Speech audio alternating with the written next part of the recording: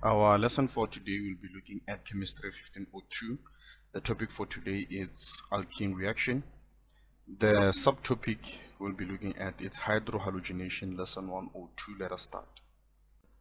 In lesson 101 of hydrohalogenation under alkene reaction, we've looked at what is alkene.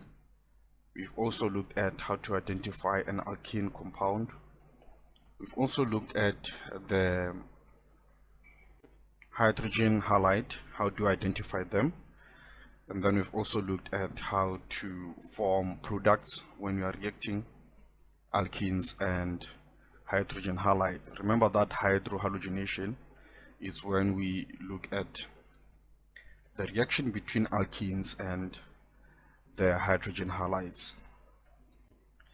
We've also looked at the basic mechanism, but we did not get into detail how to form the product. Also looked at radioselectivity based on Markovnikov's rule.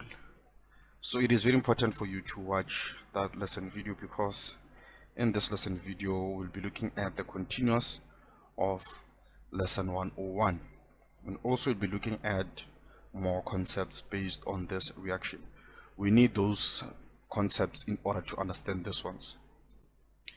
So let us start with the basic notation, or let me say the language we use when we represent mechanism. So suppose we have this alkene. Now we say it's an alkene because of this double bond. If we have an arrow moving from the pi bond to a particular substance, you can see it's A plus. The reason why I put plus here is because we know that electrons are negative particles. So if we have an arrow like this, whereby it has a double headed arrow instead of an arrow like this, we should know that we have two electrons which are donated to this particular substance. If we have only one arrow, one headed arrow, you should know that we only have a movement of one electron. Then we can go ahead and predict the product with a reversible reaction symbol, and then we are going to have our product like this. I'll try to use another notation so that you can understand this. So we are going to have our newly formed sigma bond here with that substance which is A, and then here we are going to have a positive charge. Now remember that looking at skeletal structures, we know that each and every end of a skeletal structure, like here, we have carbons,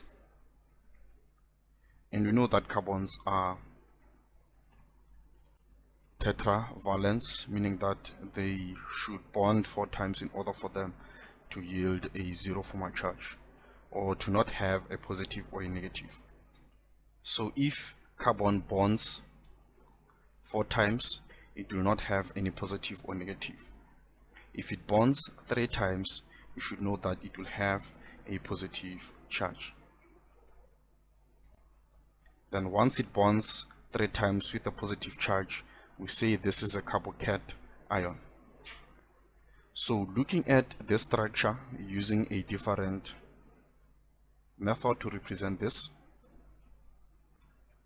we can simply write it like this. We have a double bond here, then here we have C,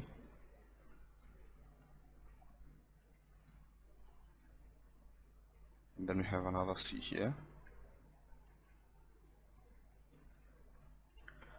Using skeletal structure, we normally don't represent, or we don't show the hydrogens.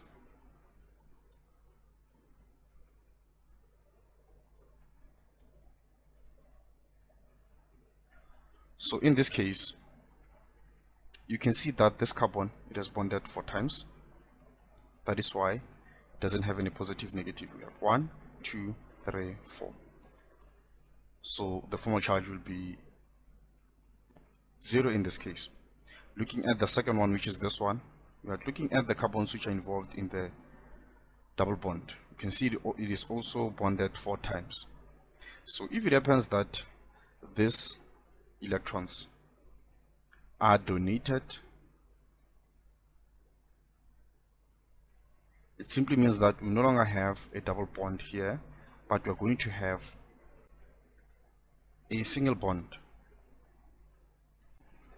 And then once this substance receives 2 electrons, it will become negatively charged, because you can see if it has a positive charge, it simply means that it is only left with, it needs 1 electron so that it can be a neutral, because remember that positive charge, we can say it's 1, and then each and every electron here, it's 1 minus 1 minus. So if we add the first electron here, we can say plus the -1. You can see that this will result into 0. And then we add the second one, it means that we are going to have 2 negative ones. So -1 minus 1 is 2, plus 1 it's -1. So it simply means that after receiving this pair of electrons, it will become negatively charged. And then once carbon, remember that if carbon it bonds 3 times, it becomes positively charged. And also this one will be positively charged. So since this is negatively charged and then 2 carbons are positively charged, it simply means that it will decide which one. Doesn't matter which carbon in this case, because you have a symmetrical compound. The left hand side is the same as the right hand side. So even if it comes here, we are going to have this negative will neutralize this positive, and then carbon will bond 4 times again, and then it will become neutral. So you're going to have, okay, instead of CH3, meaning that representing it like this, I'll simply say it's CH3. It's the same as this. Then we have CH3 again here, then we have that single bond, then we have CH3, CH3. So you see this substance, it has attracted this carbocation ion. Remember that we had positive and positive, and by the way, this is still positive. Then once it comes here, because it is negative, it will be attracted by one of the carbocation ions.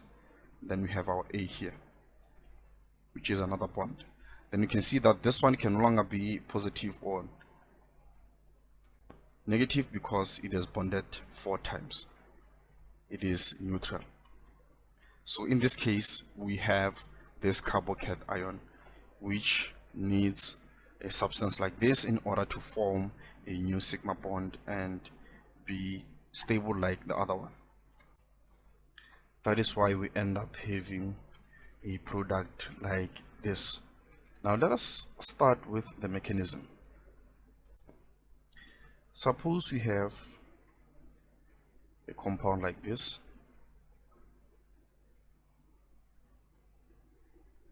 Then it reacts with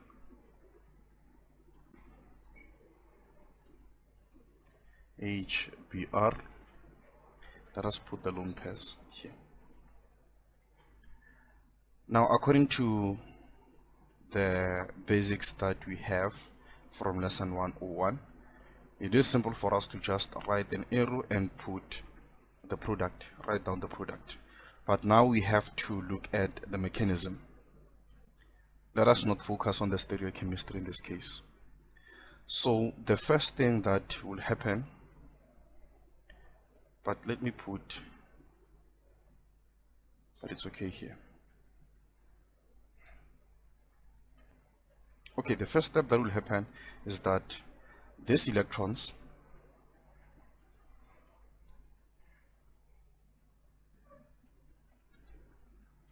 will be donated. We say we protonate this alkene,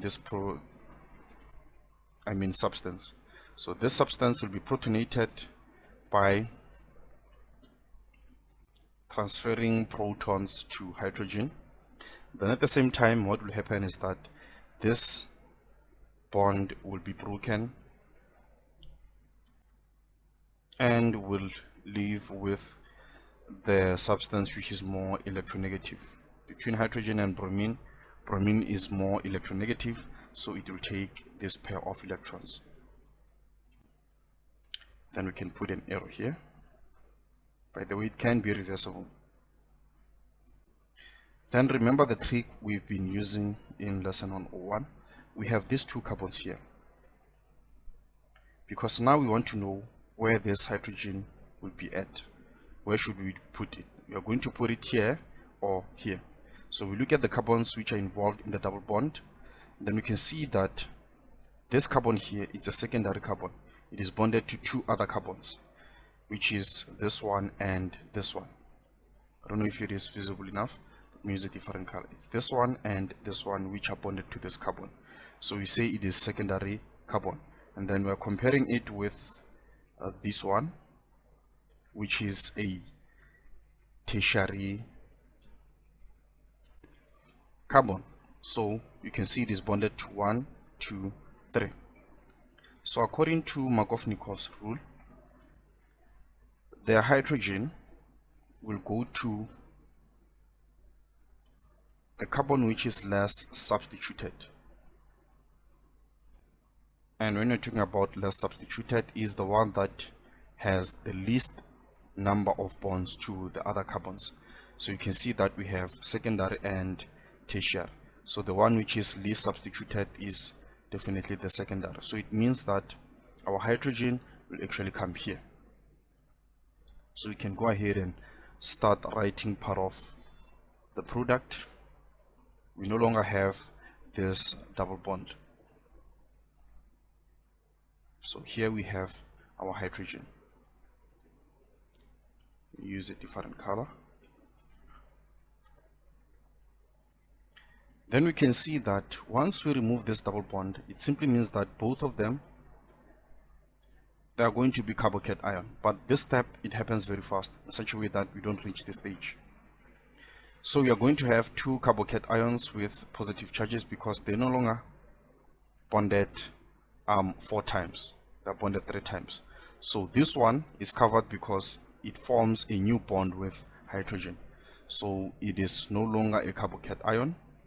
So it is neutral, but this one did not bond with anything new, so it simply means that we have a carbocation ion here. So this is very important when showing the mechanism.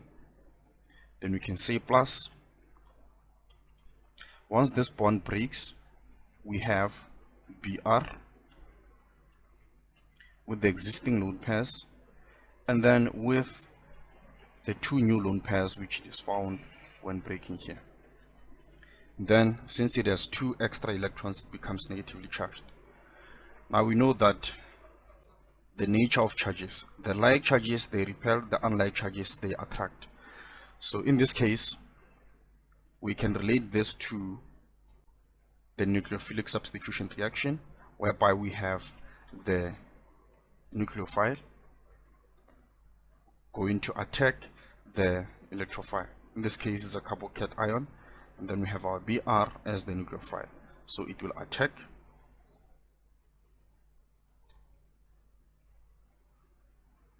this carbocation ion to form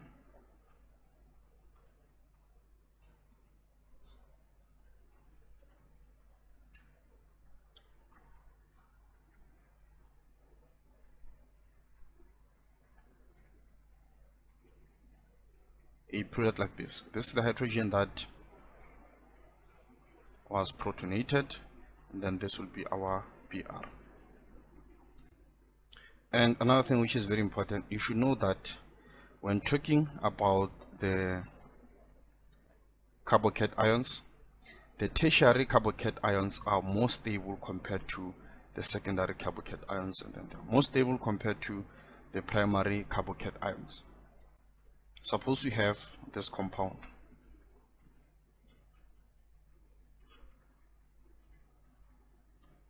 If the carbocation ion is here, you should know that this is a primary carbocation ion. It is least stable compared to when we have a carbocation ion here, which is a secondary because it is bonded to 2 other carbons. Then we have a tertiary carbocation ion. which is here. So our halogen can be Br, Cl, I. Comparing it with hydrogen, remember that hydrogen halide is when we have hydrogen bonded with one of these three. Let's say Br, the very same example we're using. So according to Markovnikov rule, but following it based on the stability of the carbocation ions, we say hydrogen.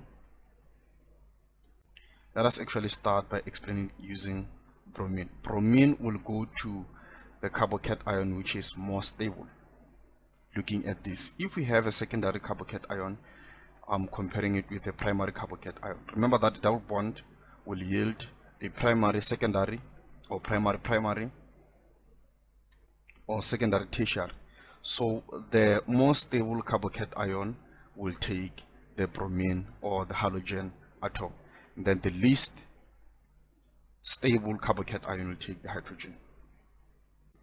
That is Markovnikov's rule using the stability of the carbocation ions. And then you should know that we do have an anti-Markovnikov pathway, meaning that a rule that is opposite to Markovnikov. Let us look at this. We react this with a hydrogen halide. I'll simply put X to represent any hydrogen halide. So looking at the mechanism, we know that we are going to look at the protonation. Then we are going to have this bond being broken.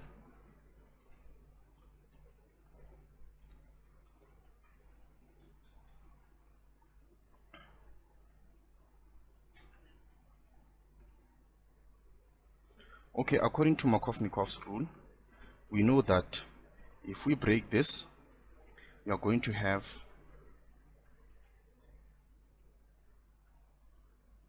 two carbocation ions. This one will be secondary, this one will be tertiary. According to Markovnikov, it simply means that this hydrogen will go to this one because it is least stable compared to the tertiary carbocation ion. But the anti-Markovnikov, it will be the vice versa. It will be the total opposite. Instead of going here, the hydrogen will take the position of the more stable carbocation ion. So it simply means that it actually come here. Instead of going to the secondary carbocation ion, it will go to the tertiary carbocation ion, leaving the secondary carbocation ion the way it is. Then we have plus, we have our halogen here with a negative charge. Then it will attack this secondary carbocation ion to form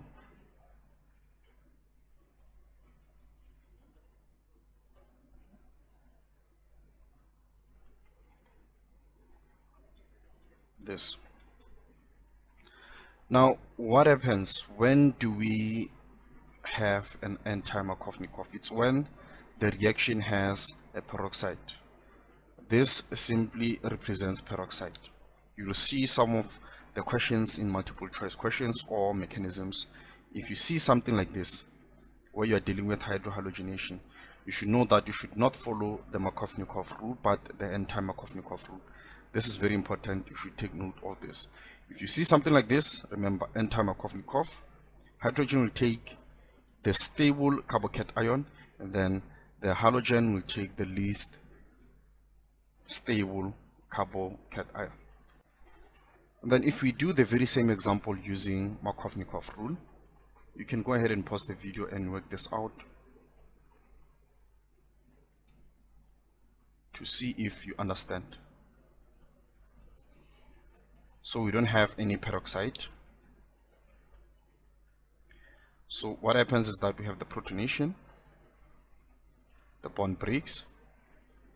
By the protonation, we can see that we are going to have a secondary carbocation ion and a tertiary carbocation ion. Halogen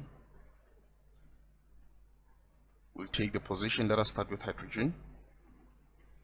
So hydrogen will take the least stable, which is here, carbocation, leaving this tertiary carbocation positive. Then we're going to say plus. We have our halogen here, which will be negatively charged. Then it will attack. Then we have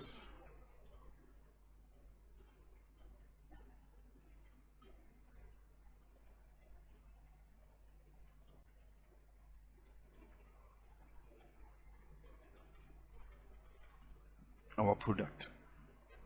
If you've watched the nucleophilic substitution reaction, you know that we have rearrangement. And rearrangement, they normally occur in SN1 reaction, whereby we have a hydride or a methyl shift to make a compound more stable. Remember the stability, tertiary carbocation, it's more stable compared to the secondary carbocation, more stable compared to the primary carbocation. So before a nucleophile can attack, most of the time a rearrangement can occur if it is possible. Now let us look at this. We react this with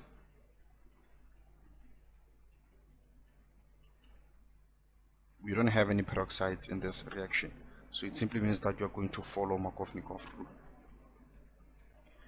So we start the protonation, then we have bond breakage here, reversible reaction.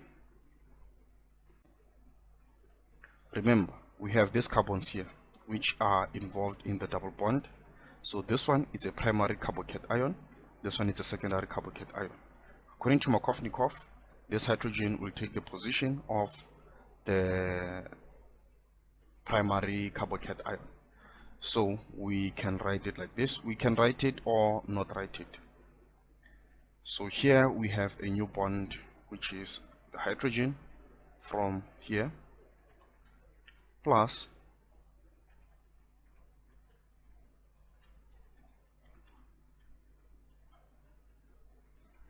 our nucleophile. Now it simply means that here we have a carbocation. You can see that it is a secondary carbocation.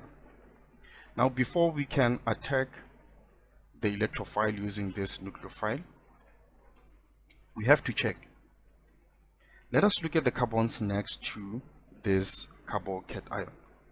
On the left, we can see that we have a primary carbon, which is this one, so we cannot do anything much. But looking on the right, we have this tertiary carbon here. This carbon, it is bonded to 3 other carbons. It is bonded to 1, 2, 3. And we did agree that this one, or we did mention that this one is a secondary carbocation. So like we said, the stability, the tertiary carbocation is more stable than the secondary carbocation. So just next to this secondary carbocation, there's a stable carbon on the right, just next to it. If we had our carbocation here, which would be a primary carbocation, it is next to a secondary carbocation. You can see that this would be more stable compared to this one. That is the very same thing that is happening here. But in our case, we have this carbocation here, which is a secondary carbocation, but we have a tertiary carbocation, tertiary carbon just next to this secondary carbocation, which we know very well that it is more stable compared to the secondary carbocation. So before the nucleophile can attack, we have to rearrange in such a way that it becomes more stable. By the way, it can attack before rearrangement or without rearrangement, but you should know that it will not be a major product. So we are looking at a major product which is more stable, a product which is more stable. And remember that if we have a carbon here using a skeletal structure, if this is a carbon, we know the first bond is this one, which is a methyl. The second bond is this one with this carbon. third bond is this one with this carbon. Since we don't have any plus minus, it means that we have hydrogen here. Remember that skeletal structure, we normally don't show the hydrogen. So it simply means that here we have hydrogen here, since it is not positive or negative. So we are going to have a hydride shift. Remember that it can be a methyl shift or hydride shift. It's either we can shift this methyl, this carbon here, I mean it's CH3, we bring it here, but once we bring it here, we are going to have something like this. And you can see that once we bring this methyl here, we are going to have this, the methyl that we have shifted, then this positive charge, this carbocation will come here. But you can see that what we have actually done, we did not make it more stable. In fact, it is still the same, because if we shift the methyl, we have carbon which is bonded to two other carbons. This carbocation is bonded to two other carbons, and it is still a secondary carbocation. So we did not do anything much to it. But what we are going to do, instead of shifting the methyl, we are going to shift the hydrogen, the hydride. So we are going to have a hydride shift. This hydrogen will come here. Then the new structure will be like this. Remember, we did not do anything to the methyl. Let me put back this hydrogen. And then we no longer have the carbocation here, but this hydrogen is actually here. But you can also leave it without writing it, because remember that hydrogens, we don't normally represent them in skeletal structure. So it means that the carbocation is here now. Then you can see that this carbocation is bonded to other three carbons, meaning that we have a tertiary carbocation. Then it is more stable compared to this reactivity. Then our nucleophile can attack this carbocation. Then our product.